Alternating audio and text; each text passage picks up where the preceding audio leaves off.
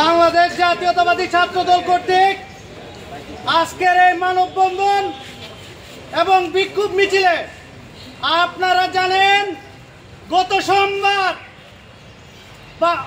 বাংলাদেশ আওয়ামী লীগের শেখ হাসিনার দূষর আতিকুর রহমান আতিক গ্রেফতার হয়েছে।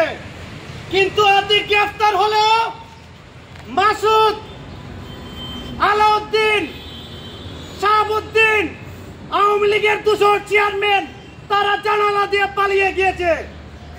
আমরা উপজেলা প্রশাসন এবং মাধবপুর উপজেলার ওসিকে অনির্বিলম্বে তাদেরকে গ্রেফতারের দাবি জানাচ্ছি। অন্যথায় আমরা কঠিন আন্দোলনে ডাক দেব। এই বলে আমার সংক্ষিপ্ত বক্তব্য শেষ করলাম। বাংলাদেশ জিন্দাবাদ, বাংলাদেশ জাতীয়তাবাদী ছাত্রদল জিন্দাবাদ।